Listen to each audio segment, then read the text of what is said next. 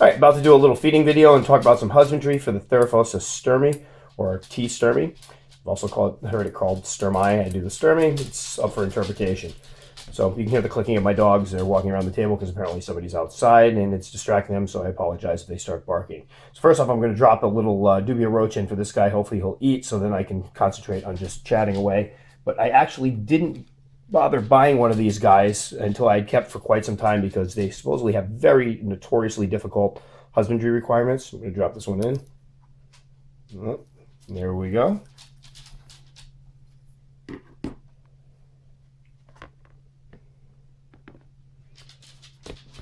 I got it pretty quickly.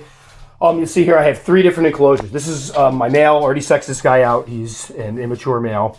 Over here I have my female. I'm hoping to maybe coax her out. You can see it's a larger box because her last enclosure, she not only outgrew pretty quickly, but I noticed some mold in it. She was kind of due for a rehouse, so I went ahead and rehoused her anyway. And then this here is the enclosure for my larger male. You can see that one there. Now, about this species, I've heard it called a swamp dweller. I've heard people talk about how moist you have to keep them. I've heard a lot of discussion about the high humidity. Take a lot of that with a grain of salt. First of all, I've found most of the care sheets to be completely wrong. These guys don't need to be kept swampy. As a matter of fact, I think that would kill them. Ventilation is the key. This enclosure here, if you look at it, I knew I was getting a big one, so I decided to try to build my own adult enclosure. I don't like aquariums for this because you don't get cross ventilation. And if you'll notice this one here, there are vents on the side. There are vents over here on this side. There are 2 water bowls to help keep the humidity up. I used a Ziploc storage container. I believe it's 60 quart model. It was a little pricey, 14, 15 bucks, but well worth it. It's very, very secure. And basically, I would encourage anybody that's going to keep this species, get an adult, a juvenile, anything more than a sling, set up your enclosure well beforehand. Because if you haven't had a lot of opportunity to work with spiders that require moist substrate, it doesn't take much. It doesn't take too much to have mold or have stuff start growing in there if you keep the humidity too high. And if I'm being truthful, when I first set this one up, there was not enough ventilation in it.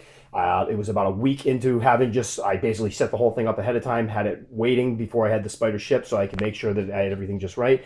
And I noticed some mold growth. So I replaced, scooped out the mold and added more ventilation, tried to find that happy medium where there was good ventilation.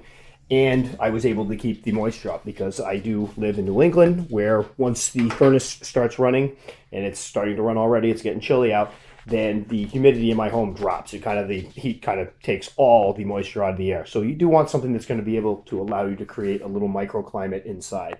I'm going to pop this open, see if this guy is going to show himself. No, unfortunately he's not. I'll turn on the light for a second. There he is in there. He's a big guy. Estimate definitely 8 inches. I got a good, when he was up against the glass, a good measurement on him there. Possibly more than 8 inches. I don't want to be one of those people that exaggerates, but it's a big, heavy-bodied spider. Now, as far as keeping these things moist, this one actually dried out a little bit.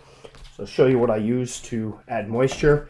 I do not use spray bottles for most things. I will use spray bottles sometimes just to kind of fill in water bowls for ones. But right here, I've got basically an old juice bottle. And I went ahead, burned some holes in the top of it.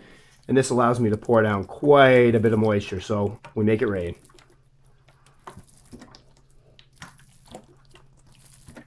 I'm trying to hold the camera and do this at the same time.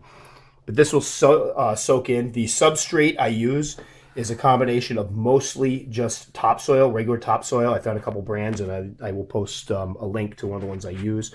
I buy peat, I mix it with that, and the vermiculite, which I think helps basically maintain some of the humidity, helps the water kind of drain down to the lower levels, because you really don't want the top of it. It doesn't have to be soaked. I want this stuff to basically soak down, percolate through the substrate on the bottom, and then as it slowly evaporates, it'll raise the humidity up in the enclosure naturally. So you don't need everything soaking wet. If you look, it's a little bit wet now. This will all dry out by later on, and you'll see a little bump in the humidity. Well, you won't see it. So I'm going to close this one. I'm going to open the female's enclosure and try to feed her. She did eat just last night, but one thing to note about the sturmi, they are huge, huge eaters. I have nothing like them. Even my Pantherpedia species are great eaters. I have nothing on these guys. They eat fast, they grow fast. These guys that I picked up, they were about 1.25" slings in March, April. As you can see with this one here, if you look down to the top, I'll turn the light off.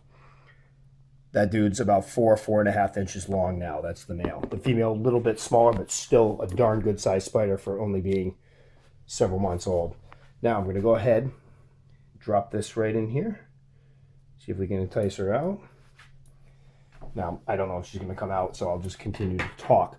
Another thing that's been mentioned when talking about Theraphosa species, and it could be true with the blondie. Blondies are very notoriously difficult to keep alive. They have problems with molts. They do need it a lot more moist. I found the sturmies don't need it as moist.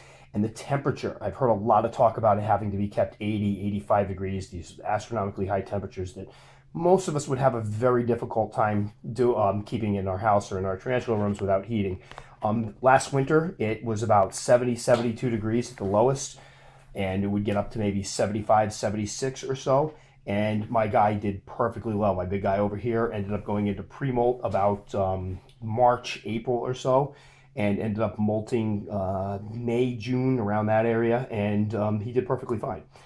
The humidity in my house at that time was very, very low due to the heat. So the enclosure apparently kept enough humidity in there that there was no molting problems, and he came out of it perfectly fine and just ravenous. So if you are going to keep one of these, expect a spider that's going to grow very, very quickly. You're not going to have a little, small, spindly sling for too long. They grow out of that stage very, very quickly, and the volume of food they will require is quite impressive. A lot of times I'll drop in 5 or 6 crickets with these guys, large crickets. They gobble them all up. They do get quite girthy and fat in the abdominal area, and that's what you want. I mean, if you see one of these guys that hasn't eaten well, it just doesn't look right when they have the small abdomens.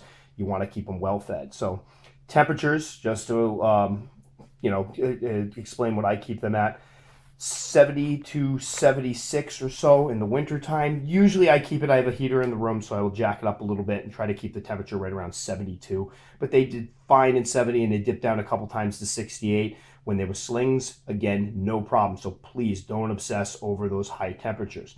Humidity, I really don't worry about. I couldn't even tell you what the humidity is in either any of these enclosures. This one, or this one, even though that one's got the crappy little Petco measuring thing in it. So don't worry about humidity. What you want to do is make sure the substrate stays somewhat moist.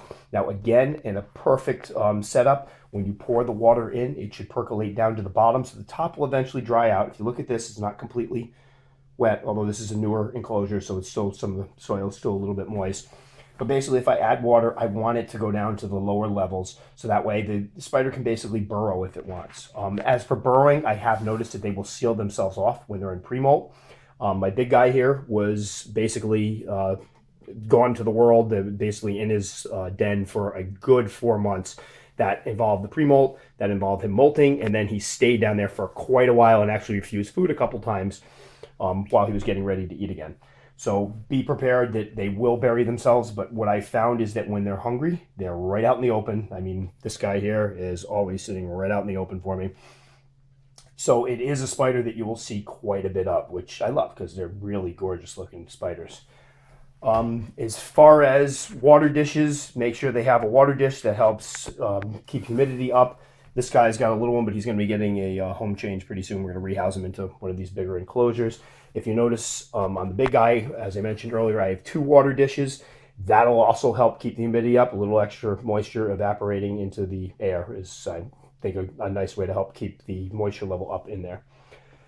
So we have the T sturmi. I will probably put some notes on this video as well, because I know I tend to talk fast, but I don't want these videos turning to be marathon videos. I know people have limited time to spend on YouTube watching tarantula videos. So T sturmi.